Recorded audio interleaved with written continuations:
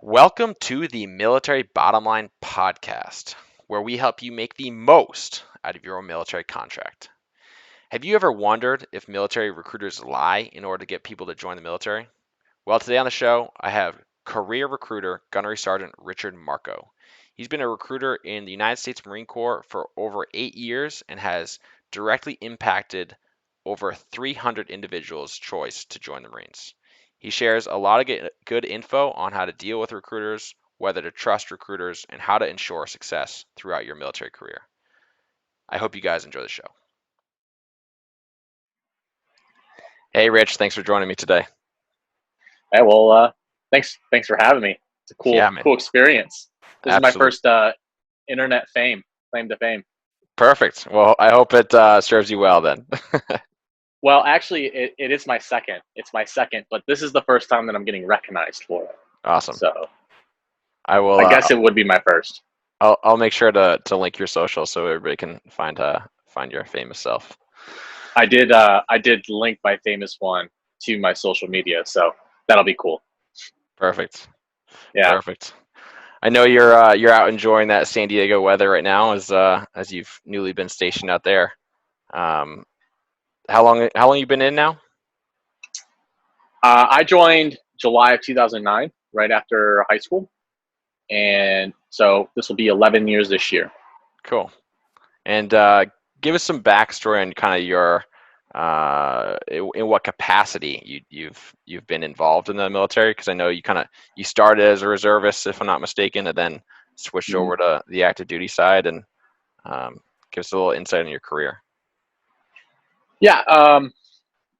So starting out, like you said, I was a reservist. My main priority when I joined was to go to school. I was considering some officer programs, but that's kind of like the whole when and why I joined type deal. Which is, I think anyone who isn't like that person that walked in and said they want to be a Marine. I feel like has like that story about how they joined, how the recruiter got them to join uh, the Marine Corps or whatever service over that. And the story for me, I guess, when I wanted to join was I was going to go reserves, I was going to go the officer route and go to college in the meanwhile, right? So that was how I kind of started out. So I was over in Mal's 49, which is over in Newburgh, and I was a maintenance administrative specialist. And my joke about that is finally, someone other than my mom, and whatever girlfriend I had at the time would say that I was special. And but it's a cool basic job. And basically what we did was the maintenance records for any aircraft.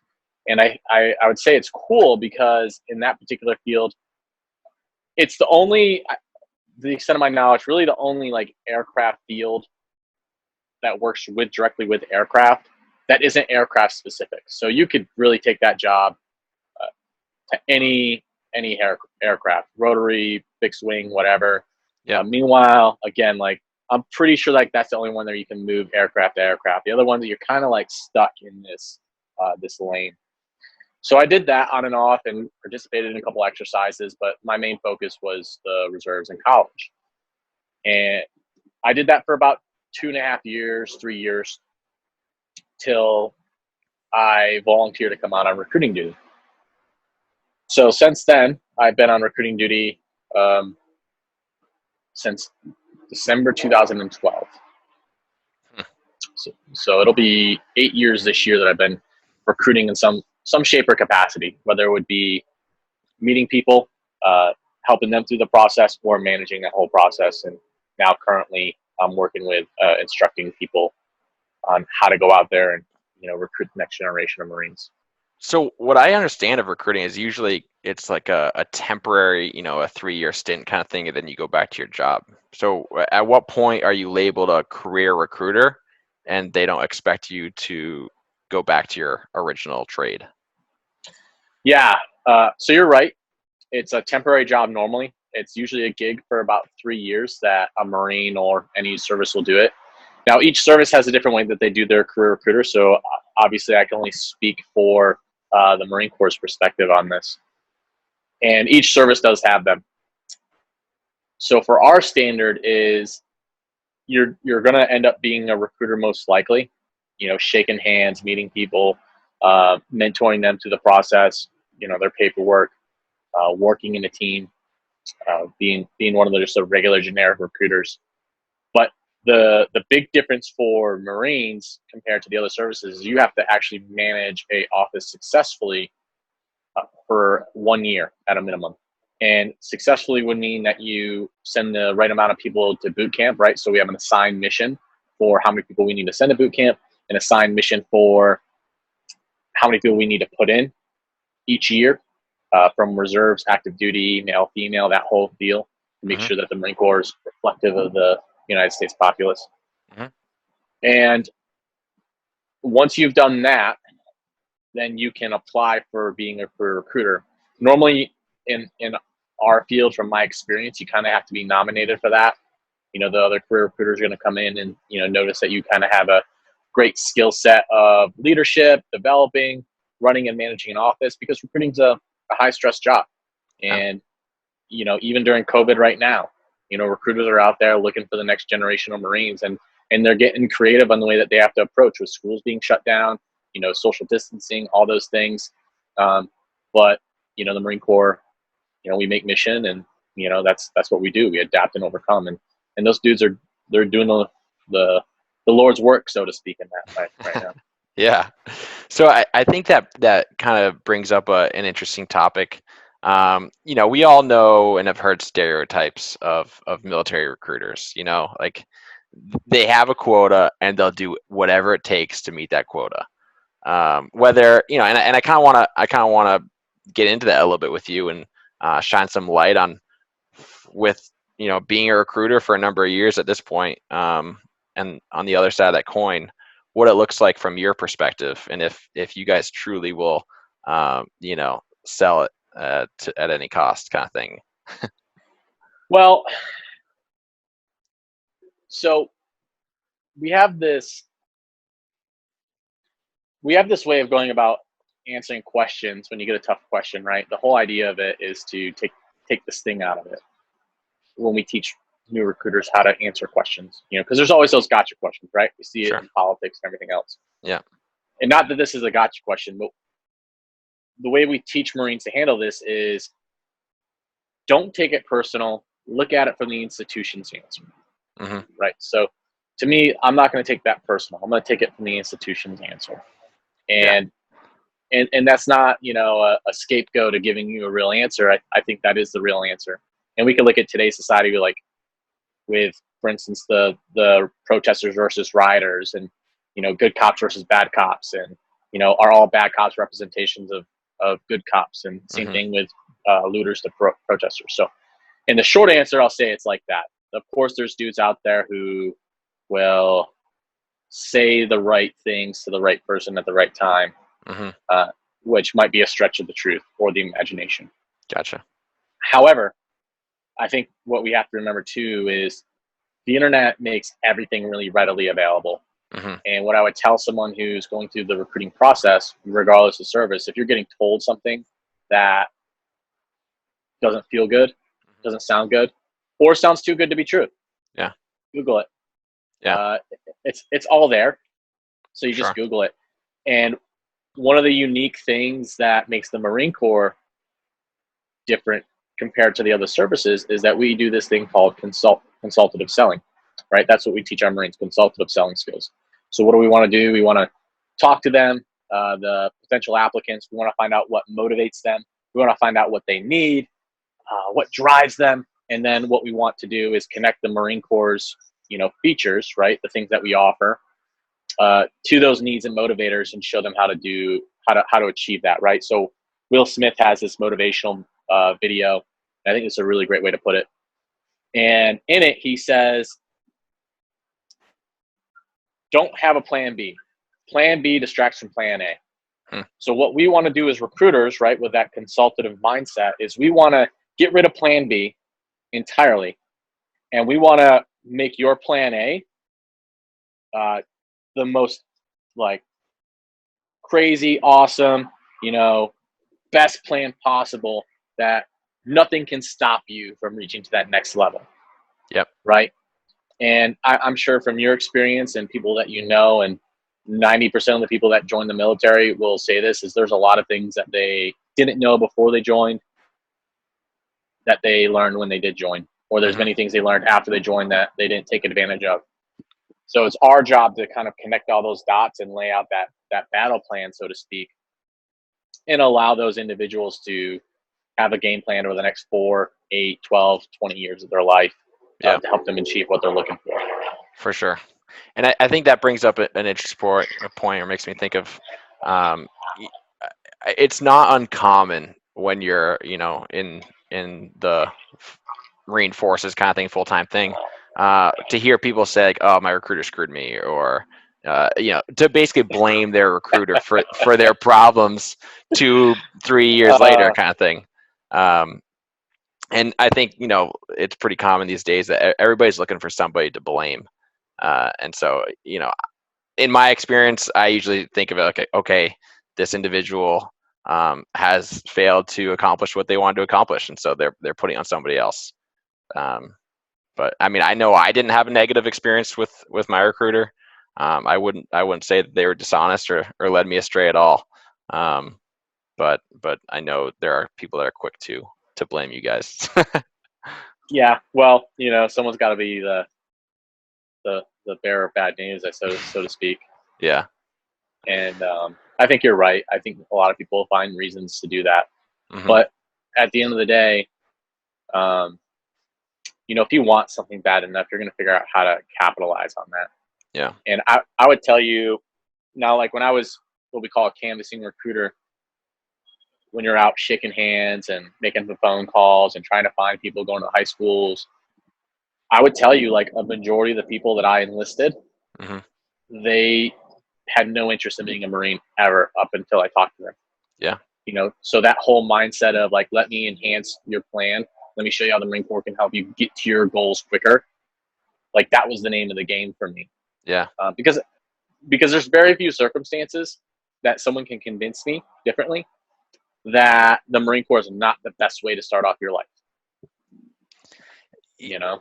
Yeah, it's a fair argument, and after my experience in the Marine Corps and now being in the Air Guard, I can speak to it. Like it's a good place to start because I think that it instills a lot of confidence and a lot of intangible benefits that you walk away with that other branches don't.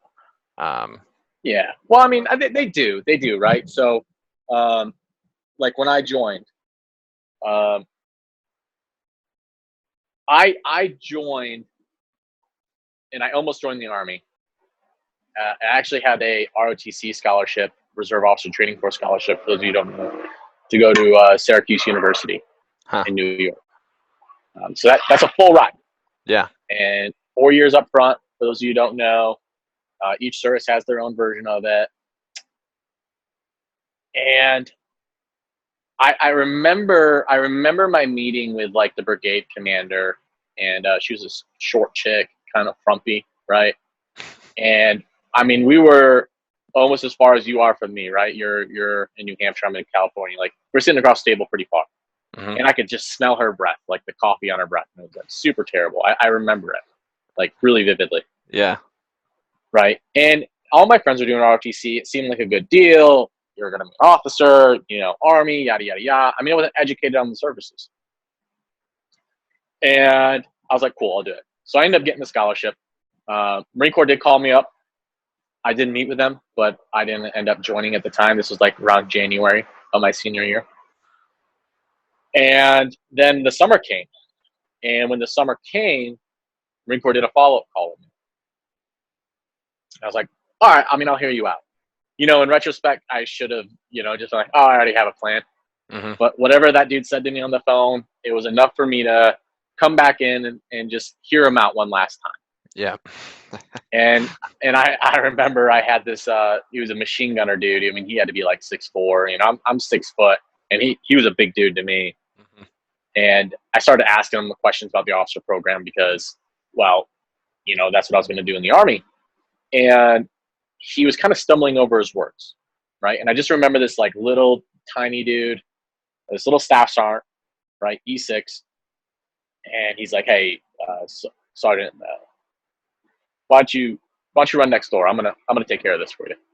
You know, here comes this like 5'5" dude telling this dude who's like 6 foot or 6 foot something, like a full foot taller than him, like 100 pounds more on him at least, and just telling him what to do. And it makes you step back. You know, when you're in high school, you see someone 5'5" telling someone 6'4" what to do. You're kind of confused on why that guy's listening to him, right? So I was already intrigued, and we go through this whole spiel, and really for me, he kind of this is what he said to me. And 18-year-old me might have been a little egotistic, Mm-hmm. maybe some arrogance. I might still have some of that today, Yeah, just maybe a little. maybe a little bit. And he goes, "Look, dude, you're gonna join the military. That's what it looks like. You're gonna do. So the really big question you have to ask yourself is this: you want to play modified with the Air Force? No offense to you, Air Guard style. Do you want to play JV with the Army and the Navy, or do you want to play on the varsity team and be a United States Marine?" Right? All that pause for effect, all that good stuff, Mm-hmm. gets the emotions going. An 18-year-old is like, "Oh, I want to play varsity." what do you mean? Right? Now, looking back, to go back to what you were saying, the intangible part, I think we focus on the intangibles a lot more. Mm-hmm. However, the go-getters, which are in every service, Yeah, they're going to develop those intangibles, I think, regardless. for sure. It's just different, right? The Army, last that I knew, in order to be a squad leader in the infantry, you had to be an E5 sergeant. Mm-hmm. You and I both know in the Marine Corps, rank doesn't really mean a whole lot when it comes to billet. It comes down to if you're capable, more competent than the others that are, in your shop, so to speak. Yeah. There's Lance Corporal squad leaders out there during Iraq and Afghanistan, and even now. And I think that's really powerful when you talk about, like, for us being air wingers, right? That doesn't mean a whole lot. Lives are dependent upon us, to make sure we do our job correctly, but it's not the same as a dude that's in the front lines fighting the fight. And when you put faith in this 19-year-old kid versus this 22-year-old kid, right? And I don't say kid the meaning, but we're young, right? Mm-hmm. Because that 19-year-old shows something that 22-year-old can't. That's powerful, right? And that saves lives. That's potential. And that causes that 22-year-old to say, well, what am I doing wrong? And it makes them step up to the plate, or it makes them go away, And I think the unique thing is we all get to decide what that's going to be, whether we're going to step up to the plate and, fight for what we want, or if we're going to let that go off to the side, Yeah. Yeah, for sure. What do you feel like, an individual that's maybe approaching the military recruiters, maybe they haven't made up their mind. They're kind of just thinking about this as an opportunity as a whole. What should they be focusing on before they make such a decision? I think they need to do well. First off, I think I'll never discredit this because I think it's important. You need to go talk to a recruiter. Okay, and I say that because you and I can have a conversation, right? And people can even listen to this and they can get a feel for what it means to be a Marine, who we are as an organization. But it might not be relevant, right? Mm-hmm. It could be valuable, but it might not be relevant. And I think that's really, like, for instance, if you had $1,000 in euro right now, like, Best Buy's not taking that if you go there. Mm-hmm. It's still valuable, but it's not relevant to you or your life, right? So I would say something like this is valuable, but it might not be relevant to that specific individual. Same thing with talking to a family member who served. Their experiences are valuable, but that might not be relevant. And hopefully the recruiter does a great job of connecting the value and the relevance to that individual. Secondly, I would say is you need to do self-reflecting, figure out what you want. Yeah. Services have a reputation for a reason. It is what it is. Mm-hmm. It is what it is, and it's not what it isn't. And uh, and what I mean is you could go in and go talk to the Air Force, and they have their reputation. You could go talk to the Army, they have their reputation. You could talk to the Navy, they have their reputation. You talk to the Marine Corps, they have their reputation. But there's that old saying is don't judge a book by its cover. And sometimes those reputations might be exactly what you need when it comes to who you are as an individual that you might not realize. Yeah. So I think talking to a recruiter is incredibly important. I talked to two different ones, obviously. To me, the challenge, the varsity side stuck out to me. Because at the end of the day, the benefits are all the same. So now it comes down into, how I go about it. Yeah. No service they guarantee jobs. Each service guarantees jobs, but they guarantee jobs differently. Yeah. So you're not really specifically getting everything you want up front. Mm-hmm. So I think it's important to have an idea of what you want to do in the service. Now the services pretty much all offer the same jobs, same benefits. It's just going to come down to, if that fits you really well. If that makes sense. And I think you have to have that conversation with that representative to do that, because the Marine Corps is not the same as what you and I joined 10 years ago. Yeah. It's not the same that it was in 2000. It's not the same that it was in 1990. It wasn't the same that it was in the 1960s. It's changed. For sure. And each service has changed. So to go off someone else who served 4 years, 10 years ago, it's different. Yeah. And it's important to remember that. I'll give you an example of what's recently changed the last year, right? Even for the Marine Corps. Mm-hmm. You used to have to wait at least 1 year to apply for tuition assistance. That's no longer applicable. You can start tuition assistance pretty much as soon as you graduate recruit training. Interesting. I did not know that. As long as it's approved. Cool. So there's those small things that they change. Mm-hmm. And like what we said earlier, right? Recruiters, the recruiter got me. Recruiter man got me. Well, maybe he didn't get you. Maybe you just didn't bring something up, so he didn't bring it up. Mm-hmm. And it's not his job to bring up every single offer that the service brings to them. It's his job to talk to you about what's important to you. Yeah. It's your job to educate yourself past that, I think. For sure. I remember, speaking to you offline a while ago, talking about do recruiters lie, and you said that, what'd you say? That you think they don't lie. I mean, for the most part, but they romanticize.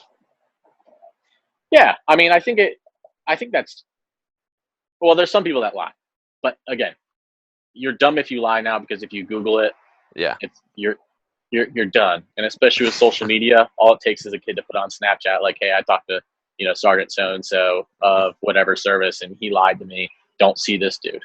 Yeah. And now all of a sudden that service and that individual has a black eye in the area. So you're dumb if you lie. Mm-hmm. But I do believe in romanticizing what the institution is, right? Because the institution sets a standard. It's the individuals that fail the institution. Sure. Whether that be your leadership or not. So, yeah. Do you feel like most recruiters, because I know at least in the Marine Corps, it's you might be voluntold to go be a recruiter. So not everybody seeks out that opportunity. Mm-hmm. I mean, do you feel like that creates a division where some recruiters actually believe in what they're doing as a recruiter, while others are just, let me get my numbers and go home kind of thing? So I've seen it on both sides. I would say there's very few individuals who don't believe in the institution. Think about it. Most recruiters almost every recruiter is re-enlisted. Yep. There might be onesies and twosies that are still in their first enlistment and they're getting ready to re-enlist. But in order to come out, they're going to have to re-enlist. Mm-hmm.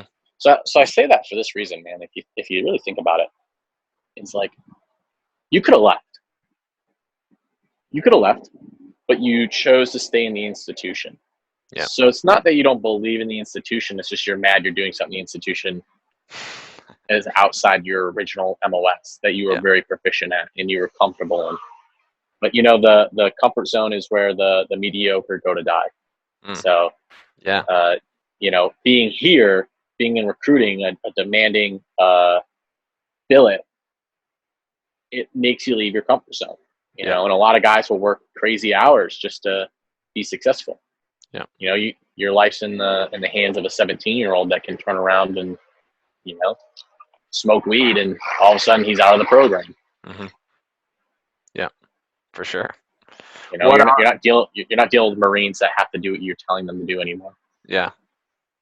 That last comment brings up a good point. What are things that if people are considering joining or looking to join, what are how can they make sure that they don't get disqualified? Like what are these things that those 17-year-olds are doing that are kind of screwing them over and preventing them from taking advantage of the opportunity?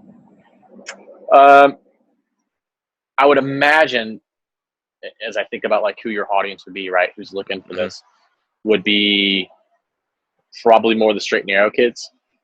However, like I would say the big things that people tend to get disqualified up front is like drugs are a big deal right now. And I don't mean necessarily they've always been a big deal to the military, but I mean big deal, like people just are very casual about drugs in general now. And that's a big issue. Grades. I would honestly, here what I tell you, grades is the biggest thing that disqualifies people. I couldn't tell you how many people from Vermont to central New York, upstate New York City, that didn't even have the basic understanding of mathematics and English in order to be eligible to join the military. That graduated high school. They graduated high school. In New York, they got our regents. They took the state testing. They passed all of it, right? And they can't do basic algebra. They can't read a paragraph. They don't understand words and what they mean. They don't read past the 10th grade reading level. That's the biggest thing. So it's developing your skills in algebra, reading, word comprehension, all of that. And not with a calculator, like actually knowing how to solve those problems. Does that show up on the ASVAB? Yeah. That's so. When it comes to the ASVAB, there are a couple different scores, right? The Armed Service Vocational Aptitude Battery Test. Well, technically, battery means test, but we call it the ASVAB test. Yeah. So that's what ASVAB stands for. Now, there's 10. If I remember correctly, there's 10 sections total in the ASVAB. 4 of them are going to be broken into English, 2 maths. The other 6 are science, critical thinking, a variety of different topics to see what you're good at. So your AFQT score, what we would call your, what determines whether you're qualified or not. So a passing score for the ASVAB is a 31. That's to enlist, but that doesn't mean that you can enlist at any point. So the DoD came out and they said, we want a 63% alpha percentage. And alpha means 50 or higher on the ASVAB. So you can join with a 31, but you may have to wait a month or two if you're at a 31 compared to someone who's at a 50. That's the Marine Corps. Now, the 63 is regardless for any service. The reason why I say it depends is because, well, the Army at time will do ASVAB waivers. So if you're doing an ASVAB waiver, you can join with like a 25 or higher as long as you have what we call line scores high enough to qualify you for a job. So that's under like your general thinking, your mechanical, your electrical skills, that type of deal. My Zoom is giving me notice that I'm running out of time, so I want to finish this out with kind of focusing on the bottom line for what do you think is critical for success? As somebody who is joining and somebody who's actually currently in. What are those key factors for ensuring success? First off, and I mean this in the sense that you have to have an attitude of learning, right? So you have to be humble in the sense of an attitude of learning. You're even if you think you're the best, you're not the best. There's someone out there better than you, and that's a great thing. And the reason why that's a great thing is this: that means you still have room to grow. Yep. Right. So you have to go into the military, regardless of service, with the attitude that I'm good where I am, but I need to pursue being the best. Um, there's a lot of people better than me, and I need to prove that to be less true than it was today than tomorrow. Hmm. Another one, something that you and I talked about earlier, I think is really important, is to be self-aware. And what I mean by that is like a phrase for you would be is you're not trying as hard as you think you're trying. Hmm. So you could think you're trying hard all day long.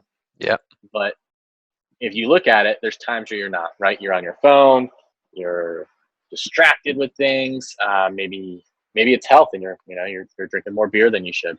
And Yep. if you're really prioritizing health, maybe you shouldn't drink beer at all. For sure. How important is it to you, right? Yep. As an example, right? So be humble, but be aggressive and confident, because you got to where you are for a reason, right? Remember, you're not trying as hard as you can think you can try. And then the last thing I would say is, and probably the most important thing you have to do, I think, is, and I've failed at this at times. I think we all have, and that's why I think this is the most important one. Is there's that saying, you are who you surround yourself with, right? And if you're the sixth person in a really smart group, if there's five really smart people and you're the sixth one, you'll become really smart, because you are who you surround yourself with. Sure. And you can apply it to anything. But I would say, figure out how, no matter how much stress you're under, pressure you're under, how to prioritize taking care of the people that you need. And I've failed at that one, because mission is stressful at times. Regardless of what it is, you want your results, you need it now. You can't handle personal things, because that's not the mission. That's not what the mission dictates, right? And that's an individual thing. And I think that's one of the powerful things that helps make people successful when they leave the military is I think we work with that in mind. How do we take care of people and accomplish our task all at the same time?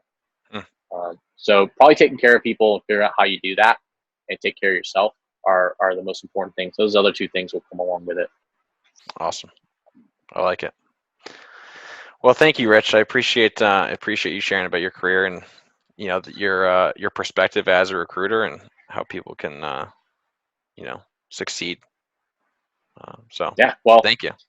I'm glad, man. I mean, that's one of the reasons why I stayed on recruiting, to help people and make that impact, and furthermore, stayed on to help Marines be able to make that impact a little bit more effectively. So this is just one more outlet to do that. So I appreciate the opportunity.